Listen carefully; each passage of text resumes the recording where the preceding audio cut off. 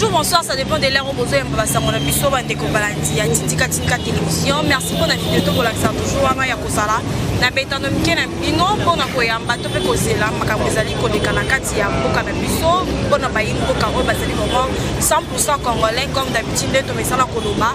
Lelo tozali awa na mona mboka Papi Mukendi to kopeka kosala ne banalizo ezali vraiment ya actualité politique ya mboka na biso.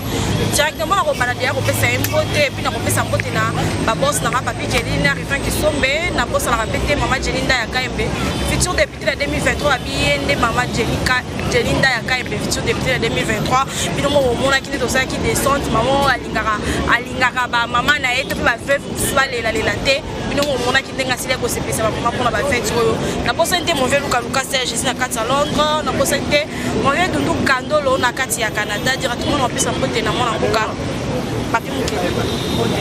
Mbote, madame la journaliste Maman Sephora. Bonne fête de fin d'année. Hein? Merci pareillement. Sur la moi le bas on a makambo actualité politique ya mboka na biso mo mboka tomona ki tata ekono azosala tourner na ngambu ya mboka na ye oyo tomona ki bande ko bandolo bakunda na mbushima ebalingaka ete ona Kasai ebalingaka ete boye mais tomoni enfin descente na ye tomoni peleto ya batu oyo bazalaki wana pona koya koyamba tata ekono intervention na ye ezani par rapport ya ba descente na ye ba isika na soso kele tomona ke pe na ngana chika bamboka na bango na ya kati Beka Mwanga. Na Beka Mwanga. Donc, tous au moins, les personnes qui ont intervention dans les Bon, intervention par rapport à la descente, il y a moi Namboka Félix Tshisekedi Fati Béton, Fati de Nazareth, Mutu Oyo Azoni Gisamboka na Mikolo yo. Donc l'homme le plus populaire. Donc na minute na 2000 donc au moins na siècle tozali tokozala liste tokozali sous moto ya kozala na population lokola fatite. Donc Zouakaka Afrique Mobimba. Après ba Mandela, après ba Tumsuso yo balekaki. Donc moto tozo tikala na ye azo incarner esprit ya développement, esprit ya démocratie na Afrique awa eza Fati Béton. Yangwana komona place nyon surtout à Kokita. Donc il va toujours drainer des foules et des foules. Parce que bande comme Soussou basala kande confusion bamona ka Fati lokola zalaka leader ya muke leader ya basakte Fati aza leader ya muke leader ya kati ya sakte Fati aza leader confirmé Mama Sarkozy a loba boye pour que non aux à la président de la République ba élire yo il faut d'abord avoir un grand parti politique de deux il faut avoir des moyens de trois il faut être populaire. Donc ba trois critères oyo so na minute donc oyo na tangi na minute to Fati azoko kisa yango. Donc muto ya komeka te donc abosana te na 2023 pour aya komeka puissance na ye akokutana na yango parce que biso toyebi ke na 2023 Fati akosala 75% na mboko oyo. Moi muto ameka te akosana liboma te po aya keno abebisa mboko na ya ko tia candidature boko sanate Fati Azamabe les leaders les plus populaires les contournables les contestables de tous les temps mutu musu so koyate loba après 50 ans to éviter mais yangwana bomo batu parce que batu babandeki ba question na bino de koloba ki na 2023 so ya te bon ce qui surprise ça mi été ba maman Dieu n'est pas Dieu n'est pas imbécile. Ota izata ya Fati. Mutu musu so na ko uta wapina miracle ni. Oyo nyonso tozana bango ba aventurier oyo. Na minito peuple congolais mobimba za na confiance na Fati Béton. Base le 2023 nde bakoye ba biso bien na 2023. 2023 ezaka la minute ezali campagne ya koswana te tokotala la bato na terrain. Base le pétan wazo sala descente na bandundu. Kuna kutu nde pa ba noko na ye ekoleka kutu na Kasai wana nde bazo mona. Donc eza pona ko confirmer azo pesa bato devoir à domicile. Mutu omoyi makambo asali na Kasai na précisément na Mbujima na Beka Mwanga ne tozolo baboyaza na Kabinda. Donc il faut d'abord wana batu balongola yango tango akoya ko beta siko bandundu wana nde kozala suite et fin après ake Équateur bokomona.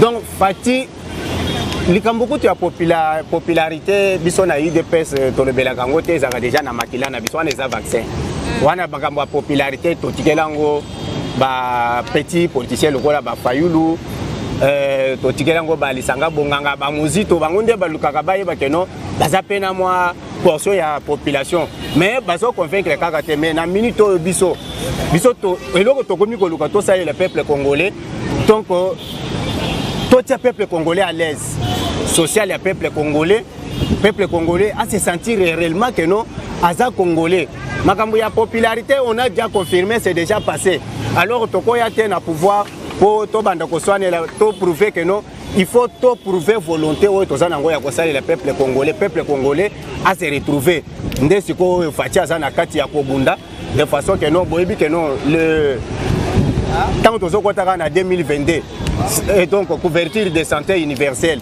donc mutu nyonso oyo aza congolais soki kaka oyoki fièvre mbala moko ke na hôpital premier soin basoigner yo gratuitement eza makambo te bako soigner tous les appareils sophistiqués seront utilisés na couverture de santé universelle ofele donc congolais na 2022 soki mutu abeli ata fièvre ata oyoki lisapiosele moi passe mukete ko traîner te kende na hôpital bakende ko traiter yo parce que ça fait aussi participer na social ya peuple congolais bato ebele bazokufa bana ebele bazokufa par manque ya aspirine ya 200 francs na novalgine mais lelo ozomona ke no pati aye kotia couverture de santé universelle accession ya soins de santé ya donc ya ba soins médicaux na peuple nyonso gratuitement donc eza likambo ya kokamwa nde biloko oyo biso tokomi koluka tosala le peuple congolais et non makambo ya popularité Fati va confirmer parce que c'est déjà un vaccin qu'on a eu de peste ensemble de éviter ce bateau et la ligne batiraillement dans un ensemble de éviter Francis Kalombo de l'autre côté bateau a quitté Moïse Katumbi de éviter ce lot les arts dans la carte intervention dans les années parce que tu éviter et ça la mapé bon de même que tout temps n'a pas FC moi va trouver les alliés par on a pas so bendana intervention dans les années nangambu ya FCC to ebisaki bandeko tant banda sala na ba émission liboso to lobaki déjà que non FCC ndenge to kende nyo sacré boye eza disparition ya FCC. La fois passée, na lakisaki ndenge Herman Cohen alobaki que non na 2020 après 2 ans Kombo ya Kabila kotanga malisusu na Congo te. Alors c'est là où maintenant nous partons. Kabila ndenga zawana place na ye et puis batu na ye batika ka kolukela kaye ba problème ndenge CG Augustin Kabuya lobaki. Ba ebi bien Kabila ndenga zawana c'est parce que Fati avait voulu que non Kabila soit là.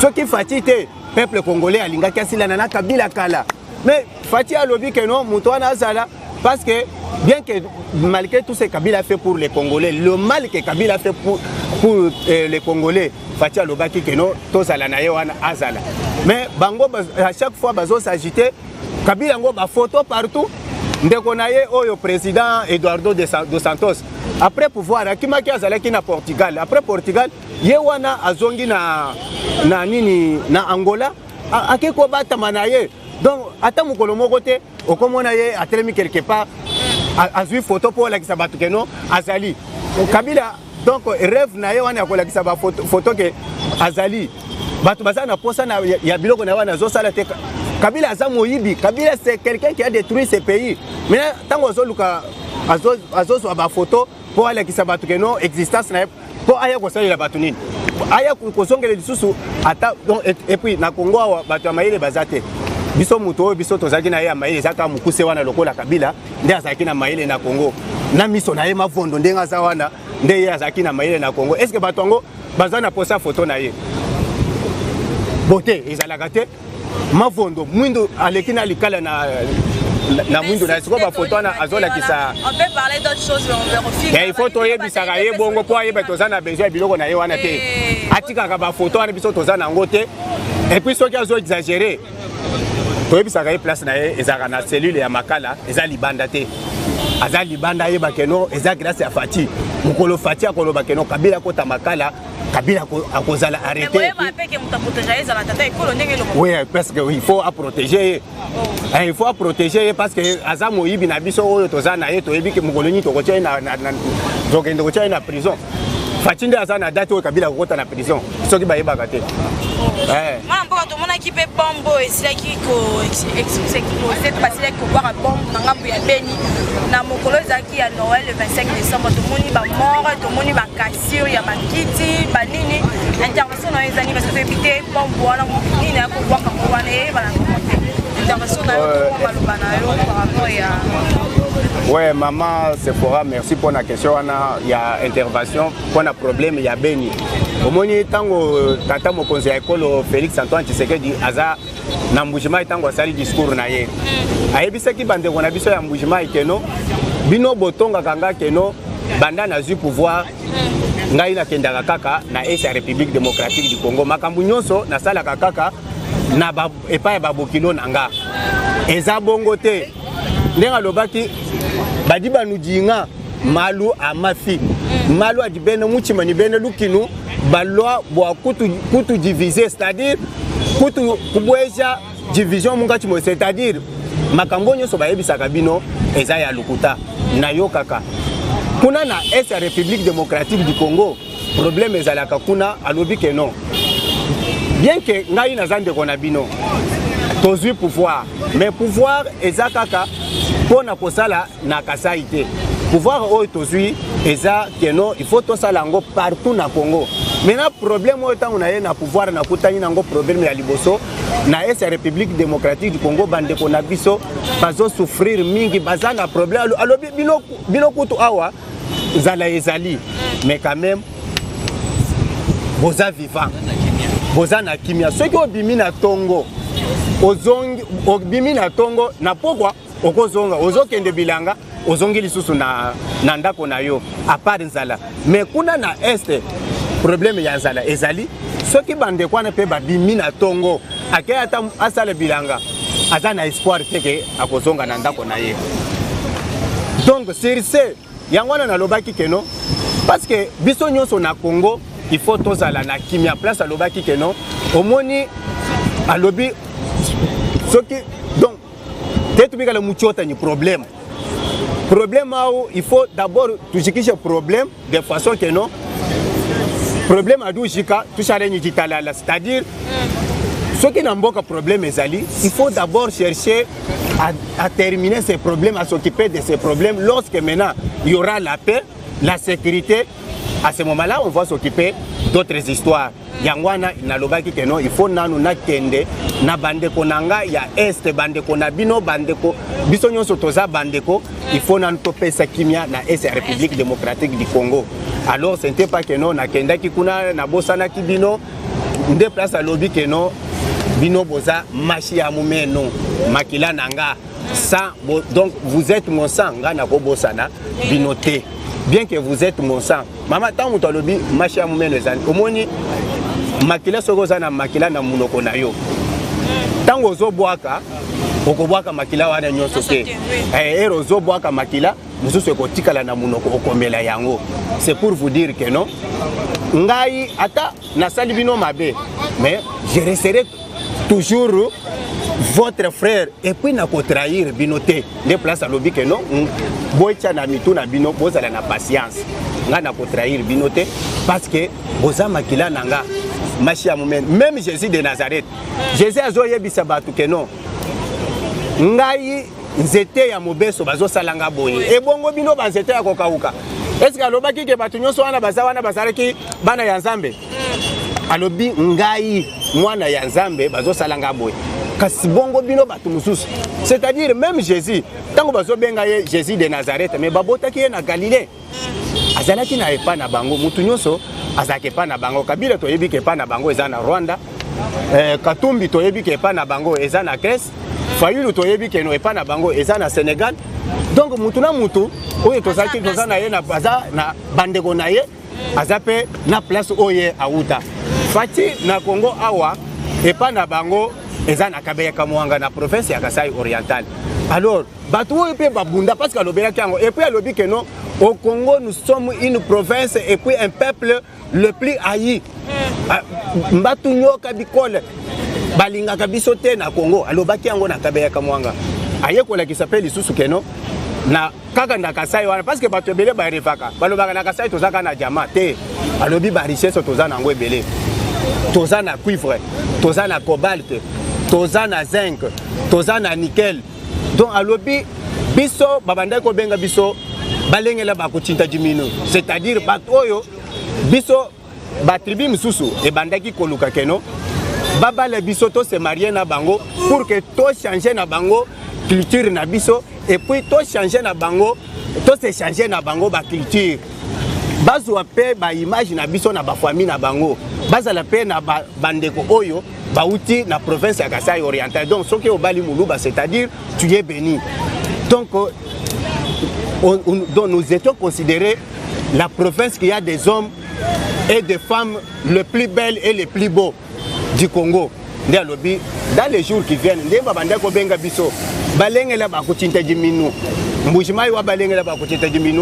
donc la province reviendra maintenant à son niveau initial.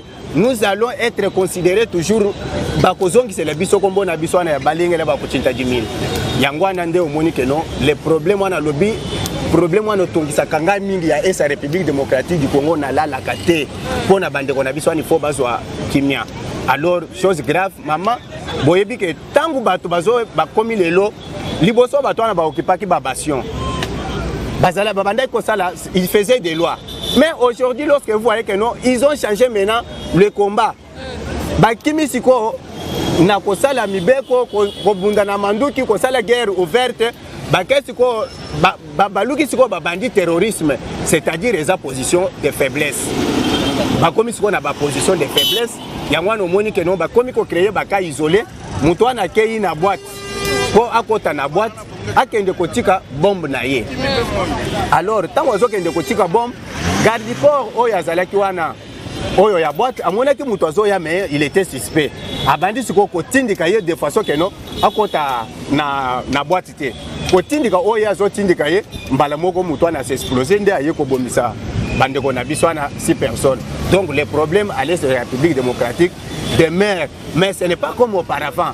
Maintenant aujourd'hui il y a quand même une amélioration par rapport na ndenge bato babandaki ko vivre liboso bato babandaki ko kufa bazo kotela bato na bandako bazo tumba bandako bazo tumba.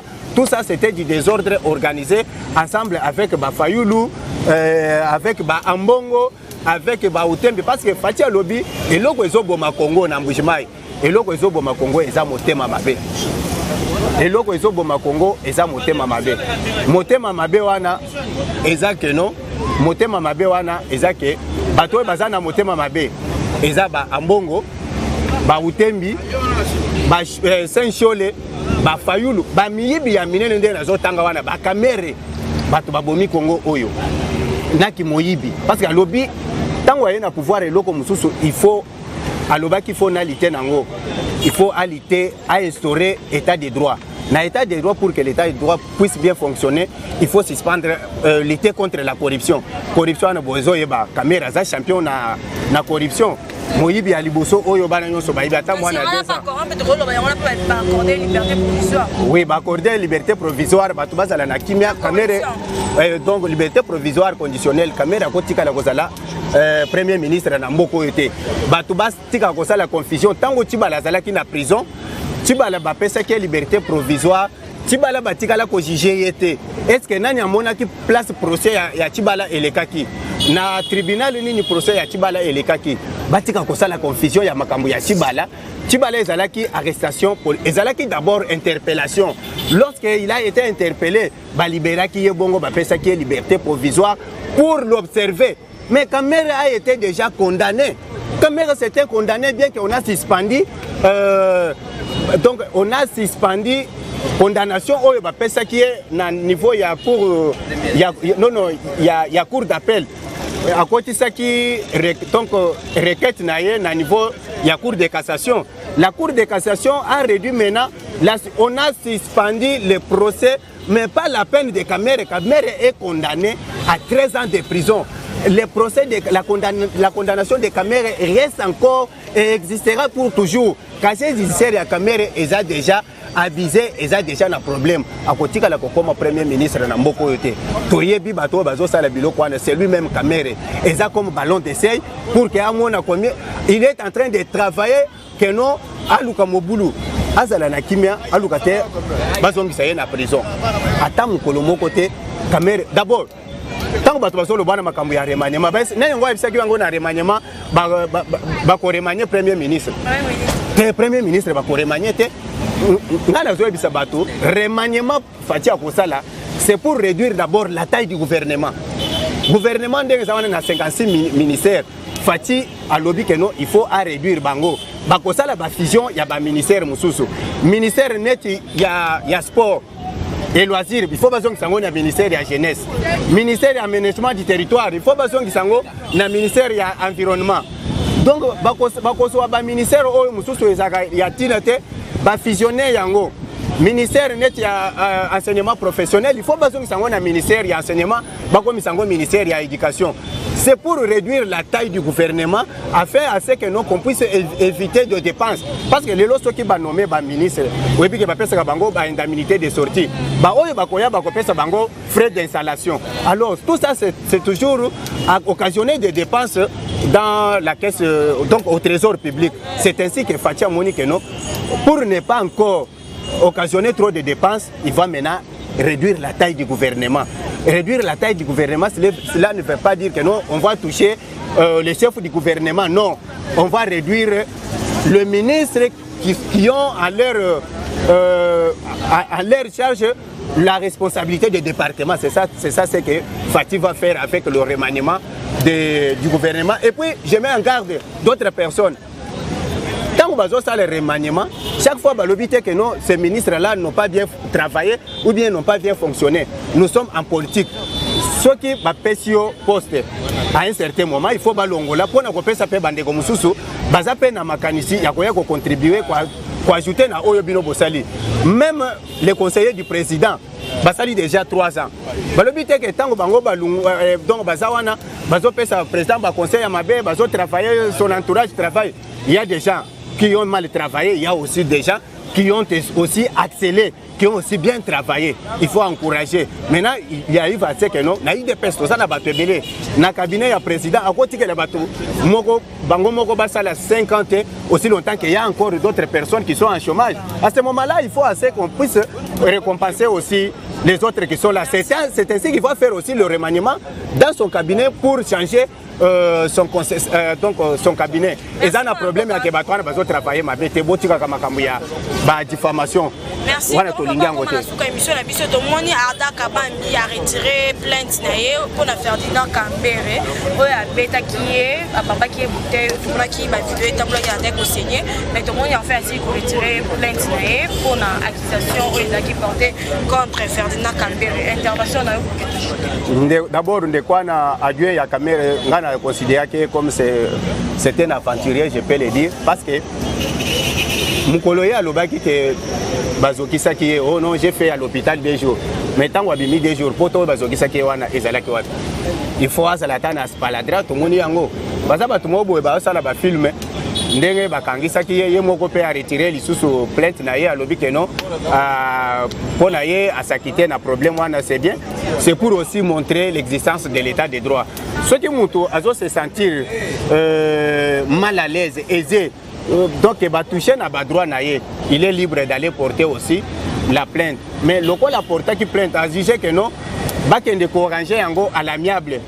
Donc eza droit na bango bakende ko sala makambo na bango. Eza makambo na kutu etali biso te ba théâtre wana bango moko bazo sala mais eloko biso tozo bisaka bandeko bobo sana déjà PPRD ezokufa FCC to sito enterré bango parce que tango to bandeko lo bato banda mona nete eza théâtre bato wana ko exister lisusu te na mboka oyo kutu Mobutu oyo azalaki na parti au salaki 32 ans après départ na ye oyo bandeko benga parti état après départ na ye ce parti là n'a plus existé. Mais quand Kabila Oyo Batunyo Sobaïbi que non, c'est un étranger, un Rwandais, la personne qui a mal utilisé la gestion du Congo, un criminel. Donc, Namito Tozoloba, Tobosa na makambu ya PPRD, Tobosa na makambu ya FCC, parce que là, on n'en parlons même pas. Totikali na mwa muke bandeko na biso oyo tozana bango ba gestionnaire ya hôtel oyo Faden House bango nde toyebi Maman information mususu nazo lukana passer na bato. Boyebi lisanga bonganga tango tozalaki na opposition. Azalaki na rôle moko boya bandai ko jouer na gouvernement. Na minito le même rôle oyo bandai ko jouer wana. Azoko peuple congolais bato la muka bino bo pesa kalisanga bonganga nani confiance que no azana bino na opposition. Aza escroc, aza na opposition te aza na union sacrée fo boye bakango lelo. Ndenge boza wana na union na opposition na bino boza wana. Que ça soit Ambongo, que ça soit Utembi, que ça soit Saint-Cholet, mutu moko te aza na opposition. Ezaka bato soki balingi ba réclamer ba droit na bango ba moni que non, baza na besoin ya kosimba quelque chose, il faut ba recourir na manipulation ya population. En dehors ya manipulation, intérêt ya population ezakuna te. Bo soutenir Fati Beton, yende aza wana pona kosalela bino. Bolandaka bilobela ya bato wana nyonso à part mabumu na bango eloko mususu kuna ezate lisanga bonganga, je vous rassure que c'est un aventurier.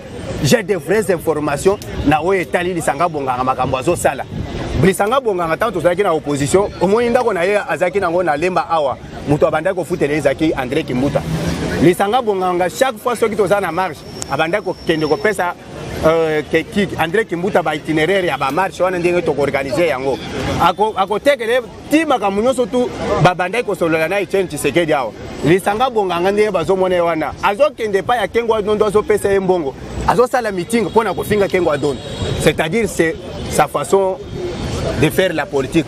Ndenge toza boye nazoyebisa peuple congolais ni Lamuka ni FCC ou quoi que ce soit kutu bandeko ya balucha avec les autres là oyo to bandai ko considéré comme des mouvements de pression bakomi mouvement de coterie, ce sont des manjas na Congo awa na moya lelo mama. Donc na évité na 2023 to kozala na parti unique oyo to zana ngo IDPS parce que makambo Fati akosala na RDC na 2023 nde to zokota boye l'homme le plus populaire de tous les temps.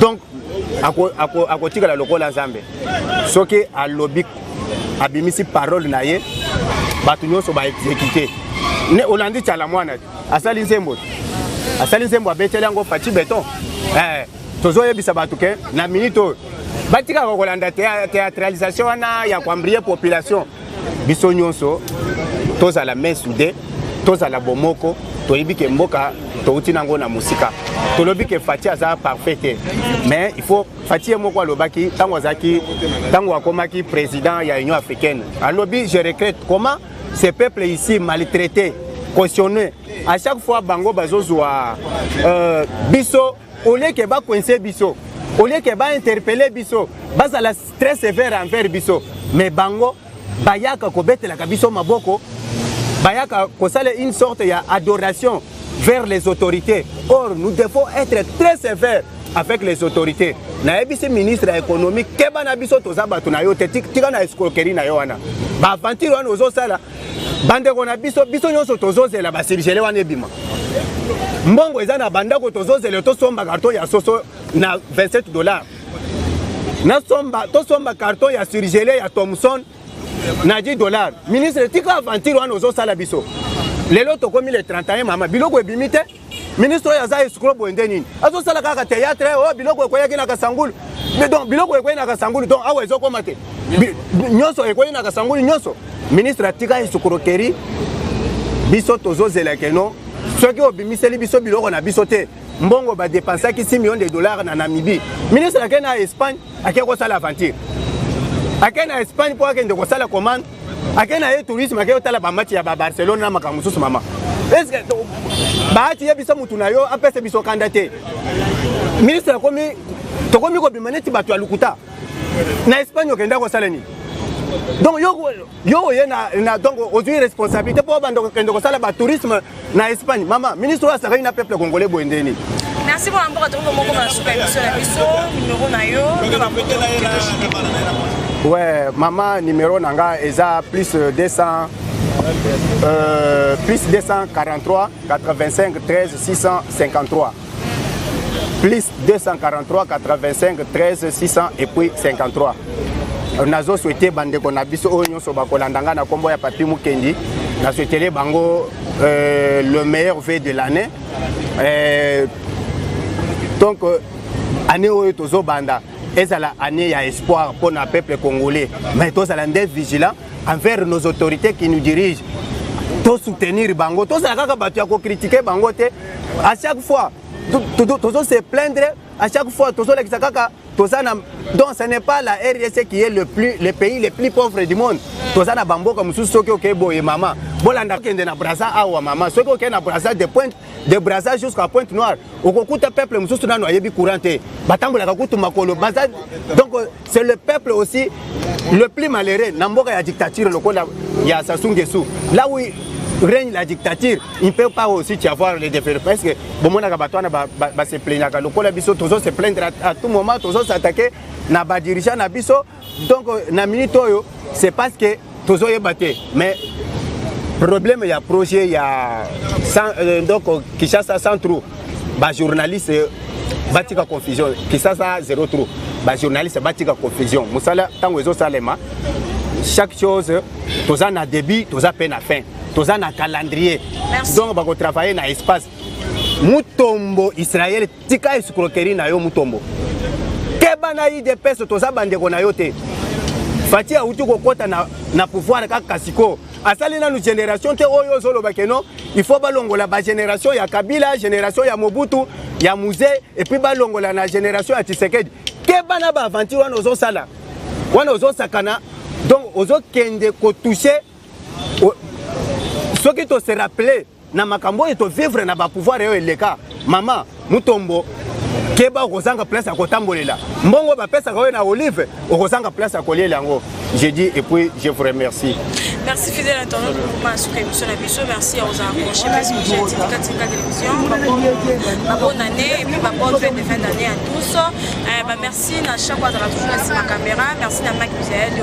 Quand on va se revoir la prochaine vidéo.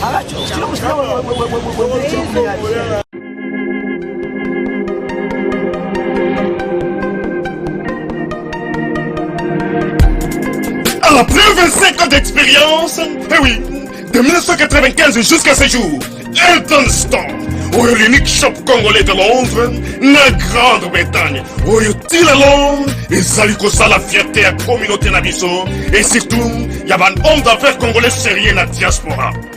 Oh yes, yes, yes, yes. C'est créé Eltonston et Sali Kakamoko, le sérieux.